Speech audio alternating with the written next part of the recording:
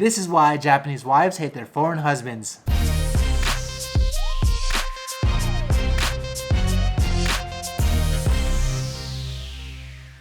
So this one has been a long time in the making. As many of you know, I've been married to my Japanese wife, Maiko, for over 3.5 years now in Japan. During this time, I've learned firsthand quite a bit about what Japanese women culturally expect when living with a foreign husband like me from the US. So I wanted to share with you some hopefully useful points. And to be fair, today's examples of cultural relationship issues are not just from Maiko and I. Some points I learned from my married foreign male friends with Japanese wives or my Japanese wife friends with their foreign husbands over many years living in Japan. This is a list of cultural relationship issues that without compromise have created many fights, ongoing arguments, resentment, and even hate, leading some married couples into divorce. Like many lists though, these are generalizations and not every Japanese woman or foreign man is like this. But if you're planning to get married in Japan, these are some things you might want to be aware of so you don't end up hating your partner. Also, I should say that this list can be applied if you're a foreign female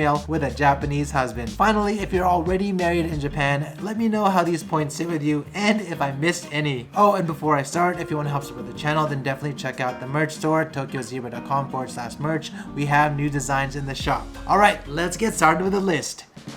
Number 1. Forced to sit down while you pee. Yeah, we're getting into the stream of things with this one, but let me be absolutely clear, Maiko doesn't force me to sit down while I pee at home. This one is actually from one of my friends. So here's the scenario. Initially, my friend was asked to sit down while he peed by his Japanese wife, but after some negotiating, he was eventually able to, stand up for himself at home. But when he visits his wife's family's place, he definitely needs to pee sitting down as a sign of respect. He may have been a lucky one though, because in fact, about 50% of Japanese males today report that they pee sitting down at home. To Japanese, it's mainly a cleanliness issue. Less splash means, less cleaning. So there you go. If you're ever with a Japanese partner, you may come across this one. I don't know, what do you guys think? Would you stand up for yourself on this one? Number 2. Can't use the AC while sleeping. Despite Japan's hot and humid summers and freezing winters, turn on the AC may be considered fighting words in some foreign Japanese households, as it inevitably leaves one party uncomfortable all throughout the night. See, many Japanese have grown up used to Japan's extreme seasonal climate, preferring to sleep in the natural air environment without ever using air conditioning. In the summer, since many traditional Japanese homes were designed with natural open air circulation in mind, and in the winter, Japanese developed extremely warm futons and blankets so they could keep their body warm, even in nearly freezing room temperatures without the need for AC. The problem with many foreigners though is that they're not used to this environment and can simply argue that they can't be more tired than not sleeping at all because their entire body is dripping from sweat from the humidity or freezing from the cold air. So yeah, along with many international couples, this is something that Maiko and I can relate to because we go back and forth on it as well. But these days in our current apartment, we reached more or less a compromise. On in the summer and off in the winter. Fortunately, due to our newer style concrete apartment building in Tokyo, AC is turned on in the summer because it's also too hot for Maiko to sleep without the AC. And in the winter, the room itself doesn't get extremely cold. So I'm able to make it through the night with a hoodie and a beanie. But yeah, I prefer to be able to sleep in just a shirt. Number 3, the rice must always be fluffed. I don't know if a couple will get divorced over this one, but if you are eating a lot of rice at home, which is common in Japan, this one will definitely annoy a Japanese wife on the regular. See, Japanese from when they start eating rice as little toddlers are taught that rice must be made fluffy and airy when eating. So newly cooked rice in the pot looks like this, kind of flat and compressed. Some Westerners think that if you're to take a scoop of rice out yourself, you leave the rest of it just like this, brand new for the next person. Wrong. In Japan, you're supposed to mix it like this and make it fluffy for the next person. Japanese argue that it tastes way better when each grain is aired out as such. On the other hand, I've seen firsthand, even at a Japanese teppanyaki restaurant in the States, a bowl of rice being packed down before serving it to customers, maybe to maximize the portion of rice being served. Anyway, you want to piss off your Japanese wife? Then pack in her rice tightly before serving it to her. See what happens. Number 4, you must take a bath before before going to bed. Now, a lot of you have seen my day in the life videos, and some of you have commented, why do Japanese take a bath at night instead of the morning? Well, it's all about cleanliness. Simply, for many Japanese women, you're not getting into bed with them without taking a bath. Beds are considered a clean environment in Japan. Many Japanese don't want to sleep with someone who's been sweating outside all day or has wax in their hair, let alone have someone enter their bed with clothes from outside mixed with dust, dirt, bacteria, and wherever random place they sat on. It's the same concept with leaving your shoes at the door in Japan to not track in whatever you stepped on outside, just to a higher level of cleanliness. I even know one Japanese wife that's taken it to the extreme, where you have to change even when entering the home to say a clean living room attire. So this could be a big one if you can't reach a compromise quickly. Then the relationship may be a non-starter. And if you do compromise early in the relationship,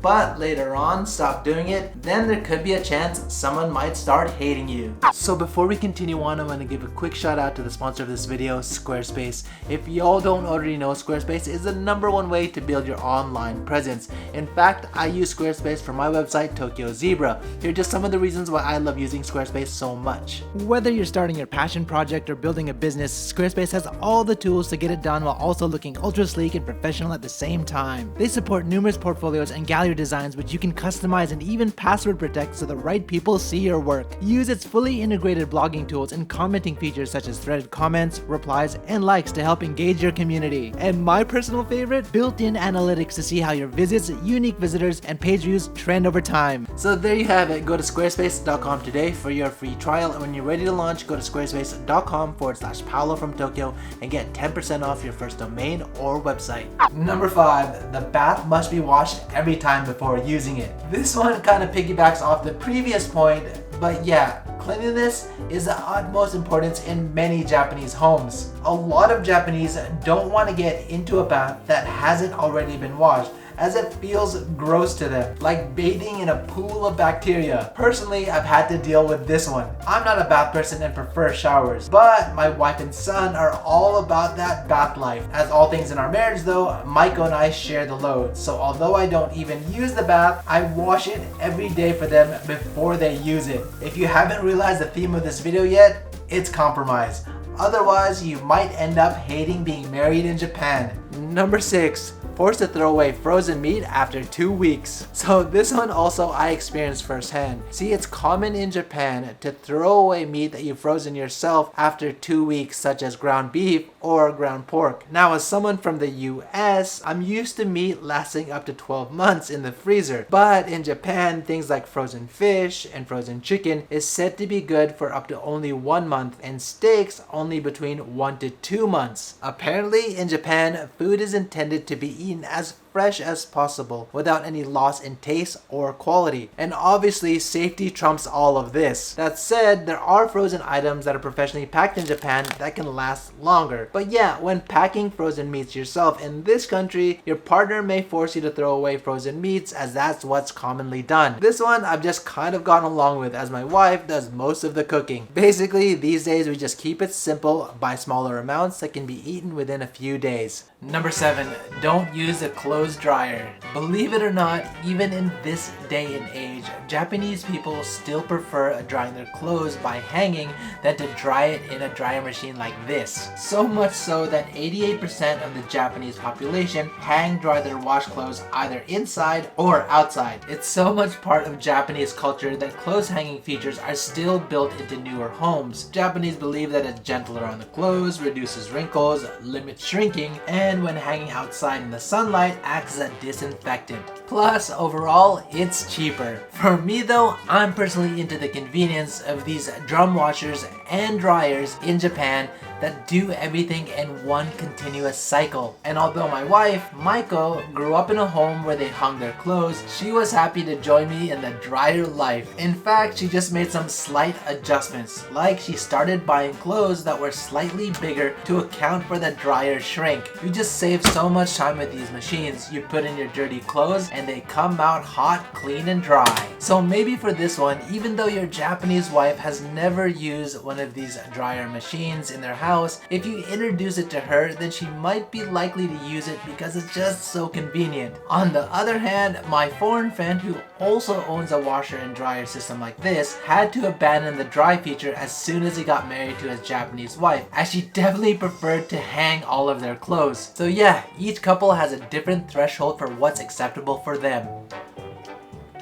And number 8, get your bowls right. So yeah, this one personally caught me off guard, as I really didn't even know it was a thing until my wife pointed it out. And it's less of an I hate you scenario, but why did you do that kind of thing? In Japan, probably in some other countries as well, each bowl has a specific purpose. Rice bowls for rice, miso soup bowls for miso soup, and so on. Apparently putting my salsa in the rice bowl or using the miso soup bowl for my rice is a bit of a no-no in Japan. To be fair though, typical Japanese meals have miso soup and rice. So if you do use these bowls for another purpose, it could mess up the table arrangement. So yeah, this one definitely annoys Maiko, but I make the mistake all the time, so she just lives with it. But depending on who you marry, this could be more or less a forgivable offense. Fun fact, did you know that rice bowls in Japan are not equal? Japanese actually have rice bowls called meioto jawan, husband and wife rice bowls, where the man's bowl is bigger. And like my man Biggie once said, if you don't know, now you know. I hope this video helps you understand some of the cultural compromises you may need to be aware of if you decide to marry a Japanese person. At the end of the day, it really depends on the person if they care about these such things, but knowing some of these points may help you guys avoid hating each other in the future. That said, if you guys like this video, help me out and hit that like button. If you guys want to see more videos like this or anything related to Japan, hit that subscribe button and the bell button. I'll catch you guys in the next one.